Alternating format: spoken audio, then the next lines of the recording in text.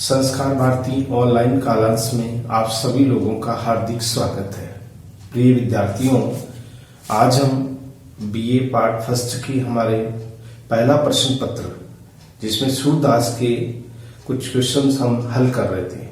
अब हमारा जो तीसरा क्वेश्चन है जो परीक्षा की दृष्टि से उपयोगी है, उसके संबंध में विचार करेंगे कि किस तरह से हमें इस प्रकार के प्रश्नों को हल करना चाहिए, क्योंकि ये लगभग 15 नंबर का आपके क्वेश्चन आते हैं। तो मैंने सूर्य की भक्ति भावना, सूर्य के काव्य सौंदर्य, लगभग दो जो हमारे क्वेश्चन थे जो इम्पोर्टेंट थे वो पूर्ण करा चुके हैं। अब तीसरा है वो आता है हमारा सूर्य के काव्य भ्रमर गीत के आधार पर गोपियों की विरह वेदना को स्पष्ट कीजिए। क्योंकि जो भ्रमर गीत है वो पूरी तरह से विरह वेदना से काव्य है, जिसमें गोपियां और उद्धव के मध्य होने वाली वार्तालाप के मध्य गोपियां किस तरह से कृष्ण की स्मृति में अपने आंसू बहाती है, इसी का उल्लेख भ्रमर गीत द्वारा किया गया है। ये भ्रमर गीत एक उपालंब काव्य के रूप में भी जाना जाता है, क्योंकि गोपियां घर आए अतिथि को अपमानित नहीं कर सकती। जिस समय उद्धव गोकुल ग्राम में आते हैं उस समय गोपियां देखती है कि शायद कृष्ण आए हैं, किंतु निकट जाने पर उन्हें पता चलता है कि वे उद्धव हैं।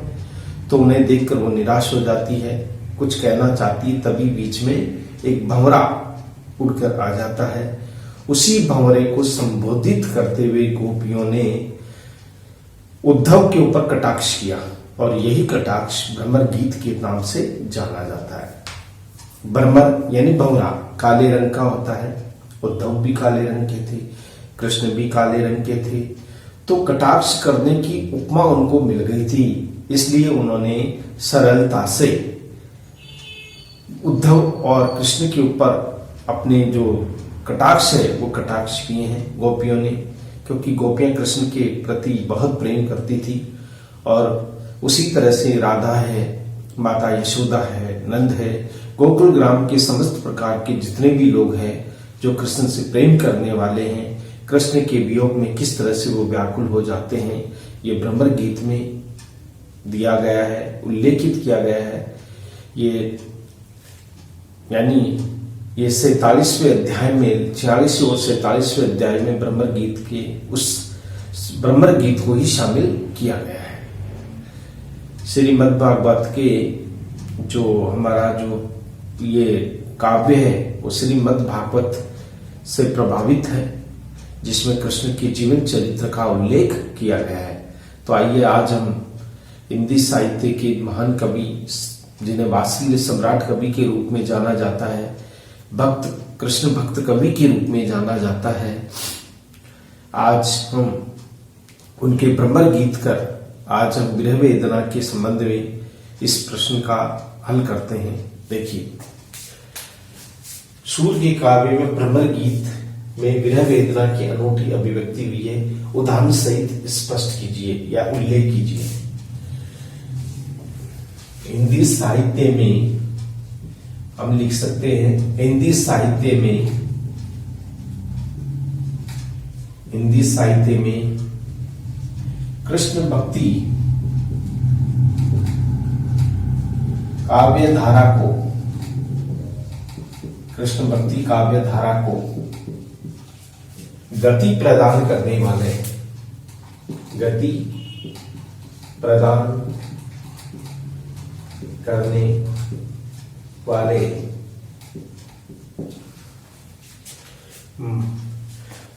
मातृ हृदय के पार की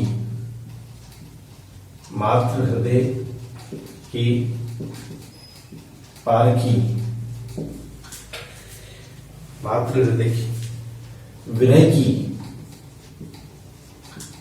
की मार्मिक अनुभूति कराने वाले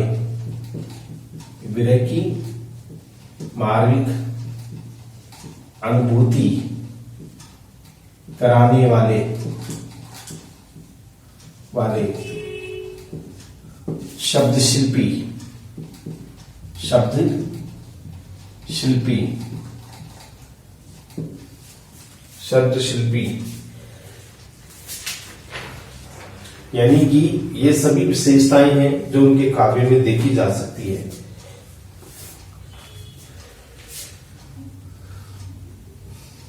शब्द शिल्पी,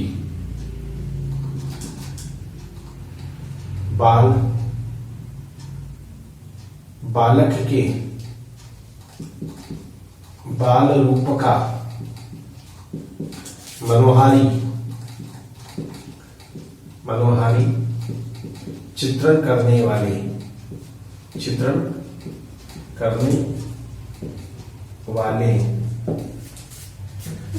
वात्सल्य सम्राट,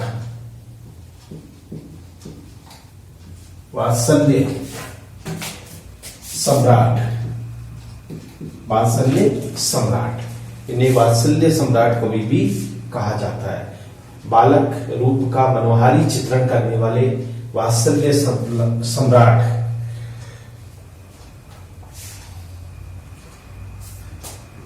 कल्पना के चितेरे,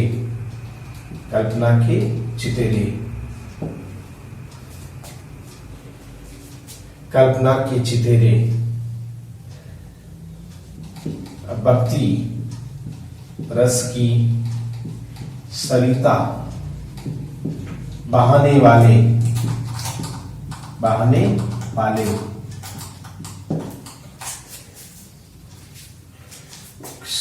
रस की सरिता बहाने वाले, अंधे होने पर भी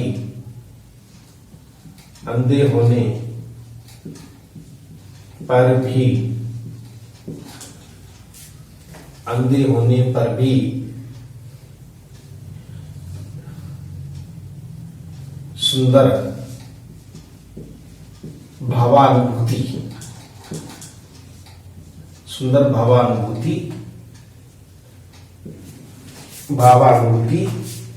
कराने वाले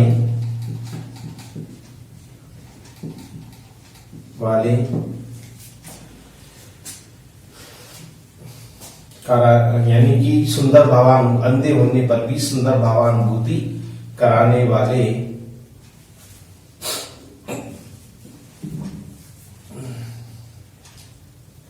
लीला गान का गायन करने वाले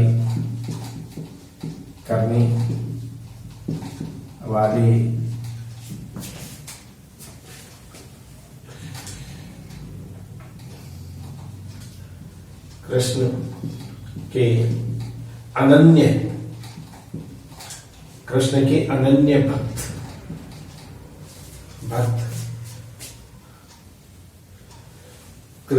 अनन्य भक्त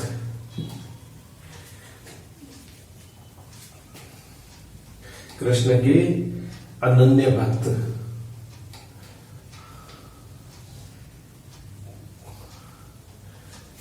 यानी कि मातृ हृदय का पारखी यहाँ आ गया। तो देखिए साहित्य में कृष्ण भक्ति काव्य धारा को गति प्रदान करने वाले, मातृ हृदय के पारखी विरह की मार्मिक अनुभूति कराने वाले शब्द शिल्पी, बालपन का मनोहारी चित्रण करने वाले, यानी बाल रूप का मनोहारी चित्रण करने वाले वात्सल्य सम्राट, कल्पना के चितेरे, भक्ति रस की सरिता बहाने वाले, अंधे होने पर भी सुंदर भावों की अनुभूति कराने वाले, लीला गान के गायन करने वाले, कृष्ण के अनन्य भक्त, सूर सागर में भ्रमर गीत की सुंदर सृष्टि करने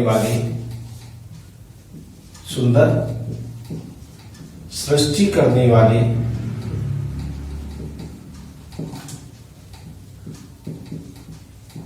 हिंदी भाषा के महान कवि सूरदास है।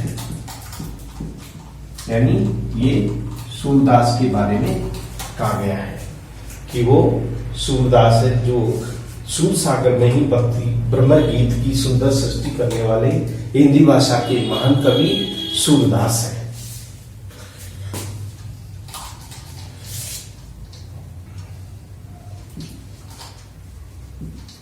सूर का काव्य सूर सागर, सूर का काव्य सूर सागर भक्ति रस का लहराता हुआ विशाल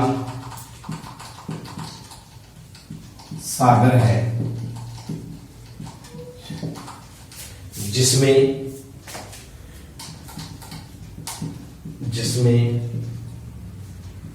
विभिन्न भावों का संगम हुआ है, जिसमें विभिन्न भावों का संगम हुआ है। सूर सागर की अर्थात हम कह सकते हैं सूर सागर के 46वें 47वें अध्याय में ब्रह्म गीत का उल्लेख मिलता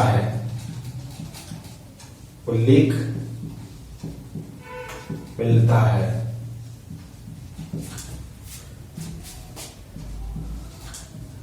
सूर सागर में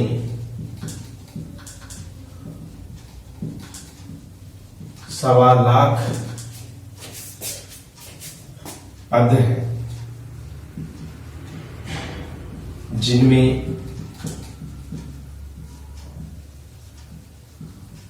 ब्रह्म गीत एक विरह अनुभूति को व्यक्त करने वाला, विरह अनुभूति को व्यक्त करने वाला काव्य है। यह एक प्रसंग है व्यक्त करने वाला प्रसंग भाव है, यानी जिसमें ब्रह्म गीत विरह अनुभूति को व्यक्त करने वाला प्रसंग भाव है, जिसमें क्योंकि सूर सागर का ही ये एक अंश है जो सूर सागर से ये दिया गया है, जिसमें भक्ति के विभिन्न रूपों को भी देखा जा सकता है।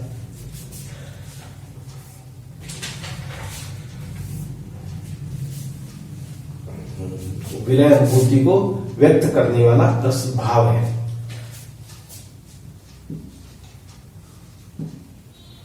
सूर के ब्रह्म गीत में अनेक विशेषताएं देखने को मिलती है। सूर के काव्य में या सूर के ब्रह्म गीत में अनेक विशेषताएं देखने को मिलती है, अनेक विशेषताओं को देखने को मिलती है।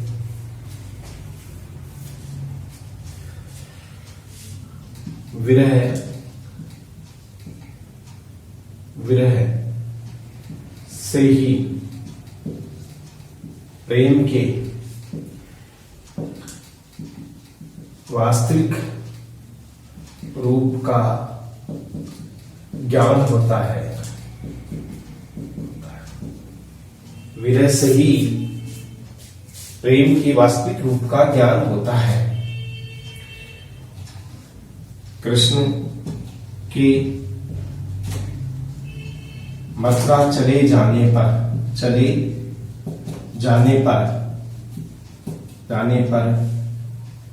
गोपियां, राधा, राधा, यशोदा, यशोदा, नंद,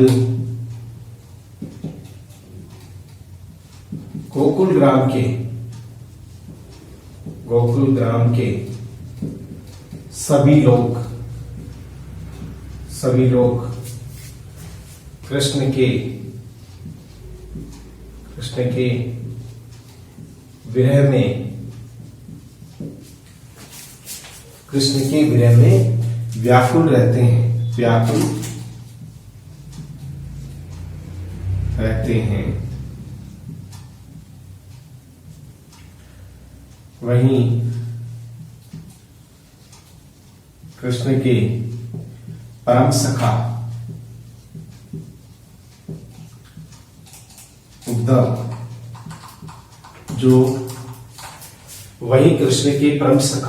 जो ज्ञान, योग और निर्गुण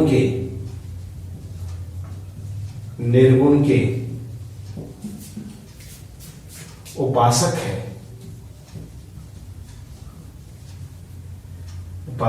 कृष्ण उन्हें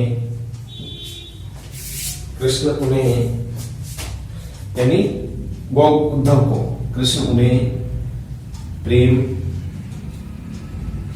भक्ति का संदेश देकर भेजते हैं, किंतु वे गोपियों को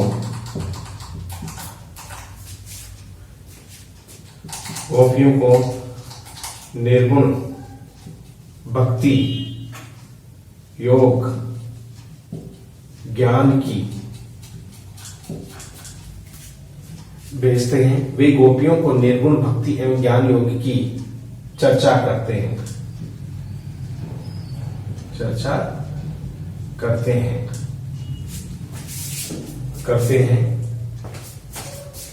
योग की चर्चा करते हैं।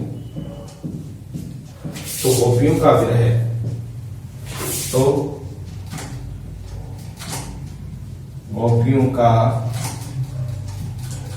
विरह बढ़ जाता है। इसी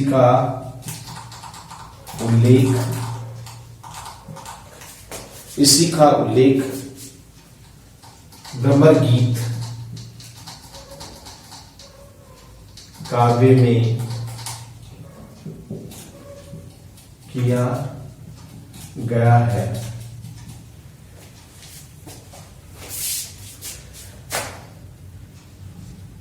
भ्रमर गीत में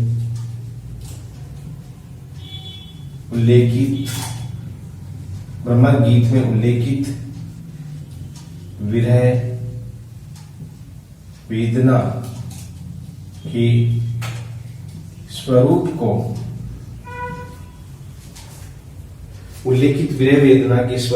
हम निम्न रूप में देख सकते हैं। तो इस तरह से यहां से हम बता रहे हैं, सूर का काव्य सूर सागर भक्ति रस का लहराता हुआ एक विशाल सागर है, जिसमें विभिन्न भावों का संगम हुआ है। सूर सागर के 46 से 47 अध्याय में भ्रमर गीत का उल्लेख मिलता है। सूर सागर में 1.25 लाख पद है, यानी ये काव्य है सूरदास का। 1.25 लाख पद है, जिसमें भ्रमर गीत एक विरह अनुभूति को व्यक्त करने वाला प्रसंग भाव है। सूर के भ्रमर गीत में अनेक विशेषताएं देखने को मिलती है। विरह से ही प्रेम के वास्तविक रूप का ज्ञान होता है। कृष्ण के मथुरा चले जाने पर गोपियां, राधा, यशोदा, नंद, गोकुल ग्राम के सभी लोग, गोकुल ग्राम के सभी लोग कृष्ण के विरह में व्याकुल रहते हैं। वहीं कृष्ण के परम सखा उद्धव, जो ज्ञान, योग और निर्गुण के उपासक है, कृष्ण उन्हें प्रेम भक्ति का संदेश देकर फेंकते हैं, किंतु वे गोपियों को निर्गुण भक्ति, योग और ज्ञान की चर्चा करते हैं। तो गोपियों की विरह वेदना बढ़ जाती है। इसी का उल्लेख भ्रमर गीत काव्य में किया गया है। भ्रमर गीत में उल्लेखित विरह वेदना के स्वरूप को हम निम्न रूप में देख सकते हैं। अब हमारे जो भ्रमर गीत है उसमें किस प्रकार की विरह वेदना की अनुभूति हुई है या विरह वेदना को गोपियों के माध्यम से प्रकट किया गया है, तो हम उसकी विरह वेदना की अनुभूति को पढ़ेंगे कि किस प्रकार से उस विरह वेदना की अनुभूति। अब हमारे जो बिंदु है वो आरंभ होंगे कि कौन कौन सी विरह वेदना की अनुभूति कवि ने की है, उसी की अनुभूति का उल्लेख हम बारी बारी से करेंगे। तो इस तरह से देखिए, सूर का जो भ्रमर गीत है जिसमें विरह वेदना की स्वादिक अनुभूति हुई है गोपियों के माध्यम से, ये किसी भी परीक्षाओं में इस तरह के क्वेश्चन अवश्य पूछे जाते हैं। एक पक्ष ये विरह वेदना के संबंध में पूछ सकते हैं, भक्ति के बारे में पूछ सकते हैं और काव्य सौंदर्य के बारे में लगभग ये हमारे 3 क्वेश्चन हमने करवा दिए। और इन तीनों क्वेश्चन पर आपका परीक्षा का फोकस रहता है, लगभग इनमें से एक जरूर पूछते हैं। भाषा वगैरह की आपके बड़ा क्वेश्चन नहीं आता, भाषा पे कोई क्वेश्चन नहीं बनता है, अन्य पूछते हैं। और तो सबसे पहले आता विरह वेदना का स्वरूप। विरह वेदना में जो स्वरूप है वो हम भ्रमर गीत के प्रसंग के आधार पर करेंगे। तो हम करेंगे गोपियों के अतृप्त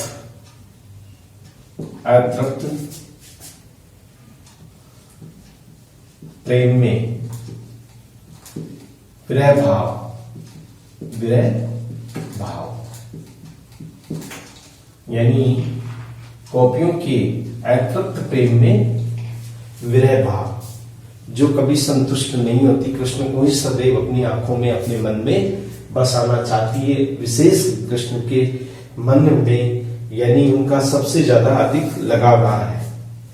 तो किस तरह से वो उसका उल्लेख करती है, तो विरह में इसका उल्लेख है, अतृप्त प्रेम की अनुभूति का उल्लेख कवि ने किया है।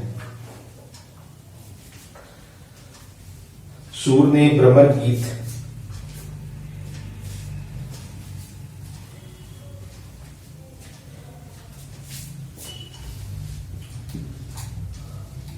सूरदास ने अपने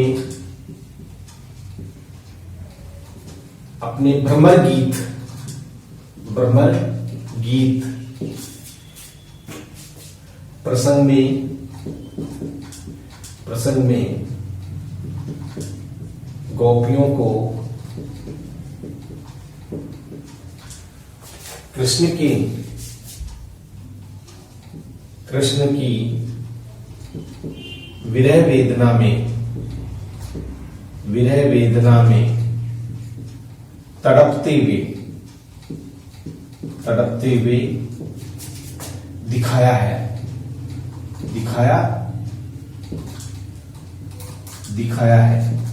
तिरु में वेदना में, यानी कि कृष्ण की विरह वेदना में तड़पते हुए दिखाया है।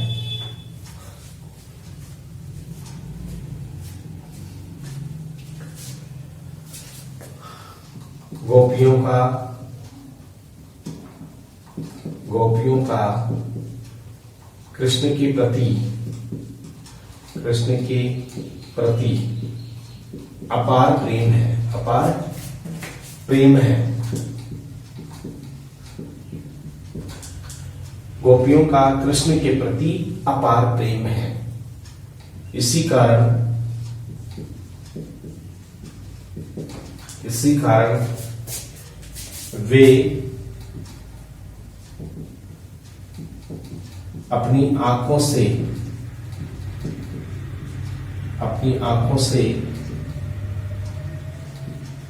कृष्ण के मन भावन अपनी आंखों से कृष्ण के मन भावन रूप को एक पल के लिए भी, इसी कारण वे अपनी आंखों में कृष्ण के मन भावन रूप को एक पल के लिए भी भूलती नहीं है। रूप को एक पल के लिए भी भूलती नहीं है।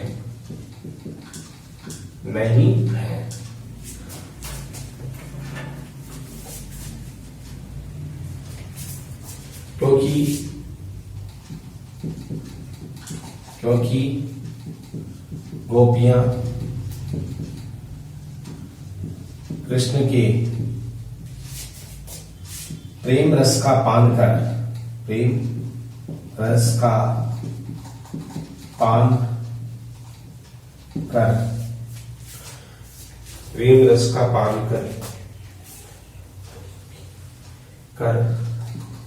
तनिक भी तृप्त दिखाई नहीं देती है। यानी कि हर समय वह प्रेम रस का पान करना चाहती है और कभी थकती ही नहीं है, क्योंकि प्रेम में अदृश्य शक्ति होती है। उसी अदृश्य शक्ति का वो परिचय देती है। प्रेम रस का पान कर तनिक भी तृप्त दिखाई नहीं देती।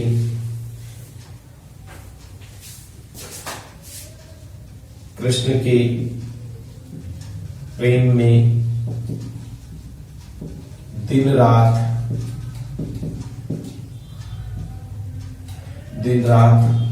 तड़पती रहती है। यानी कि ये दिन रात कृष्ण के प्रेम में तड़पती रहती है। आंखों से निरंतर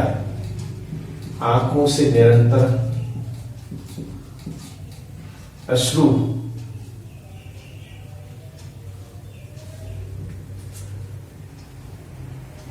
या हम ये कह सकते हैं निरंतर आंसुओं की धारा, आंखों से आंसुओं की धारा, आंसुओं की धारा प्रवाहित रहती है।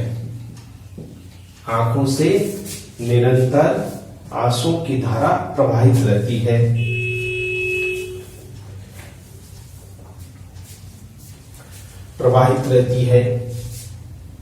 उनकी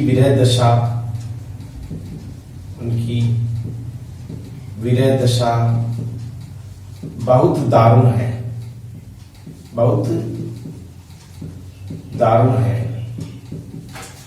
उनकी विरह दशा बहुत दारुण है। शब्दों में उस विरह दशा का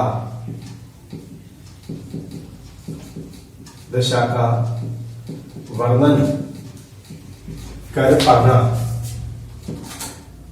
पाना असंभव है।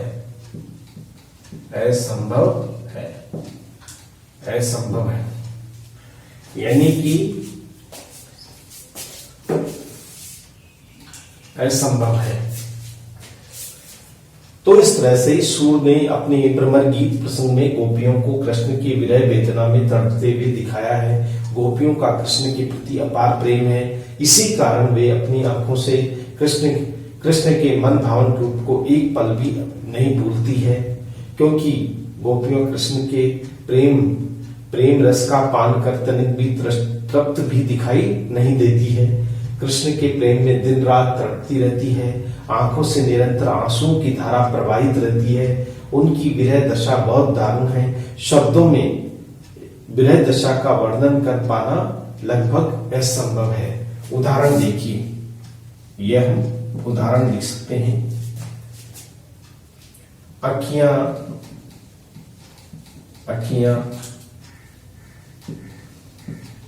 हरिदर्शन, अखियां हरिदर्शन की भूखी, अखियां हरिदर्शन की भूखी, कैसे रहे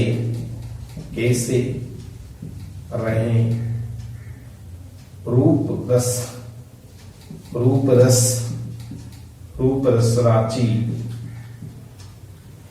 रस राची, यानी ये बत्तियां सुनी, ये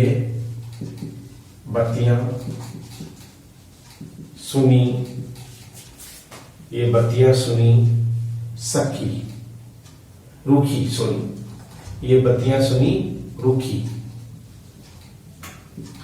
जो उद्धव की वो बातें सुनती है तो वो कहती है कि हमारी आंखें तो कृष्ण की हरि दर्शन के लिए ही व्याकुल रहती है, सदैव तड़पती रहती है।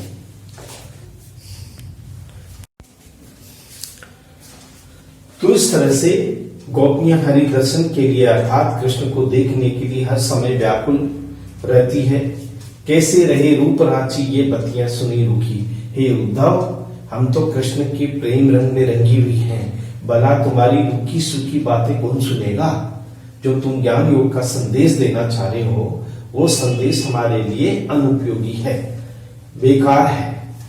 तो गोपियां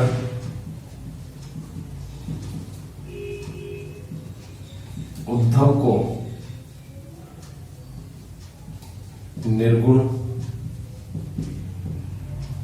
ज्ञान योग का उपदेश न देने का आग्रह करती है।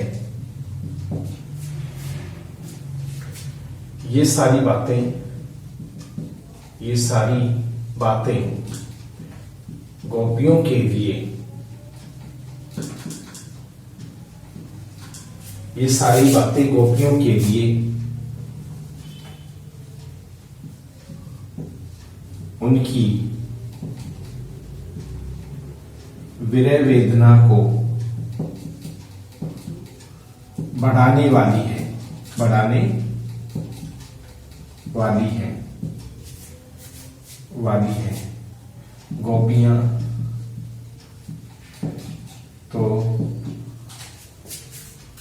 गोपियां तो कृष्ण प्रेम में डूबी हुई है, तो इस तरह से ये प्रेम की अनुभूति का जो भाव है, यानी अतृप्त प्रेम, यानी नहीं, तृप्त यानी संतुष्ट होना, ऐसा जिसे कि देखते रहो, उसे निहारते रहो, लेकिन फिर भी थकान नहीं होती। गोपियों की भी यही स्थिति है, आंखों से आंसू गिरते रहते हैं। तो उसी समय उद्धव जब ज्ञान योग का संदेश लेकर आता है, निर्गुण का संदेश लेकर आता है, तो गोपियां बहुत सोचती है कि कृष्ण की कोई खोज खबर या संदेश लेकर आए, लेकिन वो तो ज्ञान योग और निर्गुण का संदेश देने के लिए आए। ये देख करके पूरी तरह से दुखी हो जाती है, इसलिए वह ज्ञान योग का संदेश देने के लिए मना कर देती है, न देने का आग्रह करती है। ये सारी बातें गोपियों के लिए उनकी विरह वेदना को बढ़ाने वाली। गोपियां तो कृष्ण प्रेम में डूबी हुई, ये है प्रेम की तृप्ति का भाव। अब हमारे दूसरा आता है जो विरह अनुभूति को प्रकट करता है।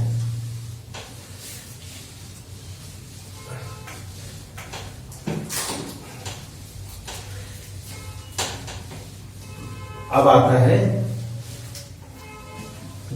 की विरह में सात्विकता और अनन्यता। सात्विकता यानी बनावटीपन उसमें नहीं है।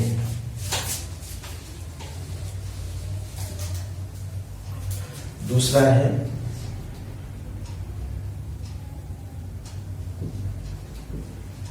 विरह में सात्विकता, ये भाव है, एवं अनन्यता, अनन्यता यानी इसके अलावा कोई दूसरा नहीं। सात्विकता और अनन्यता। सूर के भ्रमर सूर के भ्रमर गीत में गोपियों की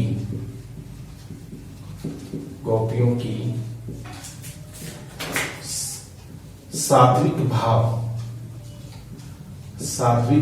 भाव एवं अनन्य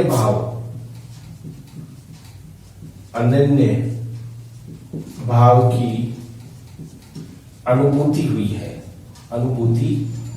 हुई है। गोपियों ने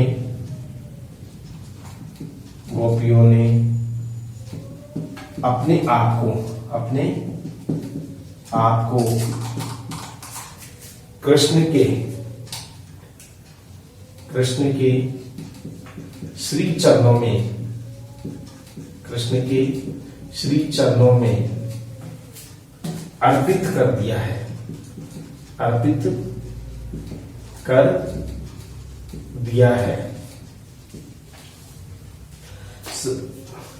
यानी अर्पित कर दिया है।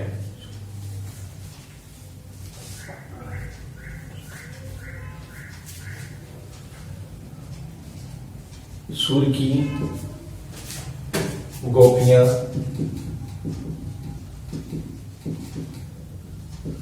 मनसा वाचा करना सभी सात्विक भावों से, मन से वाचा करना सभी सात्विक भाव से कृष्ण की आराधना करती हैं। कृष्ण के प्रति गोपियों का अनन्य प्रेम है। अनन्य प्रेम है। गोपियों का अनन्य प्रेम है।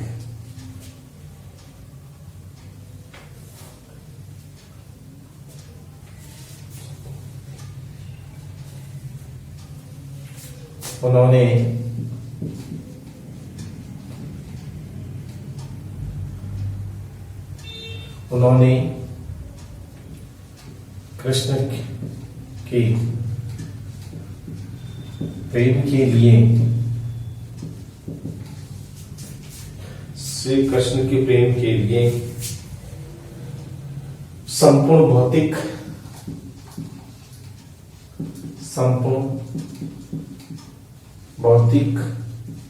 एवं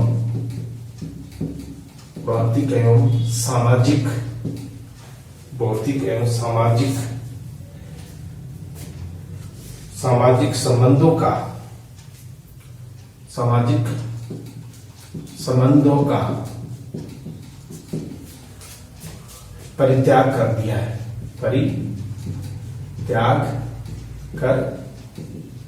दिया है। यानी उन्हें छोड़ दिया है। भौतिक एवं सामाजिक संबंधों का परित्याग कर दिया है, यानी परित्याग कर दिया है।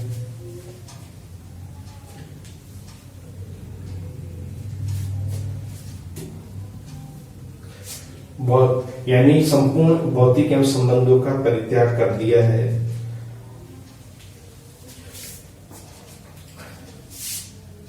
गोपियों को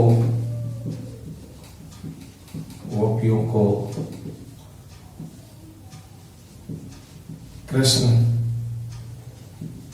के प्रति गहरा लगाव है। गोपियों को कृष्ण के प्रति गहरा लगाव है। वे सोते, जागते, उठते, बैठते, दिन रात कृष्ण की ही स्मृति में खोई रहती हैं,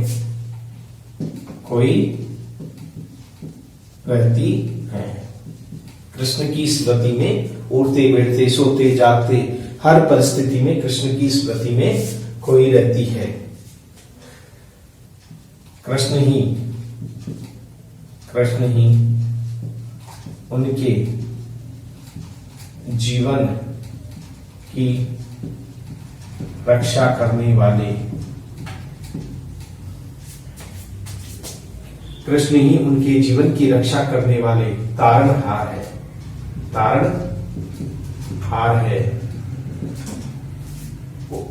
गोपियों को कृष्ण के प्रति पूर्ण विश्वास है। गोपियों को कृष्ण के प्रति पूर्ण विश्वास है। उदाहरण हम देख सकते हैं। मन,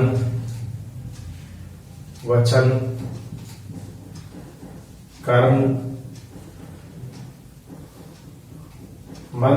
कर्म से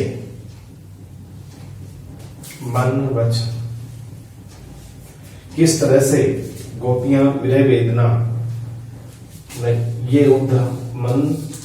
यहां मैंने बता दिया, मन, वचन और कर्म से, कि वो मन से, वचन से, कर्म से सभी भावों से वो कृष्ण का आराधना करती है। एक उदाहरण देखिए, वो है उद्धव मन नहीं 10-20 एक हूं तो एक ही था, एक हूं तो सो गयो श्याम संग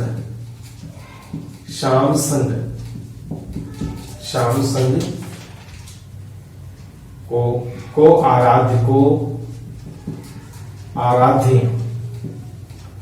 आराध्य ईश।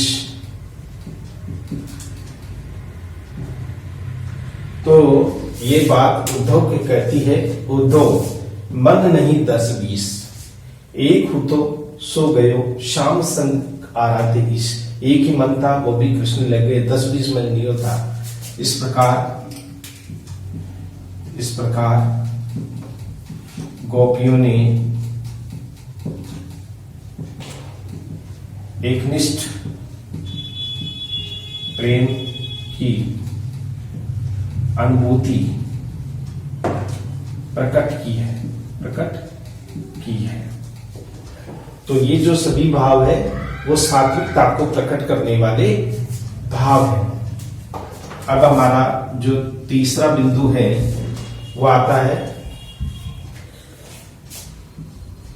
विरह में 10 दशाओं का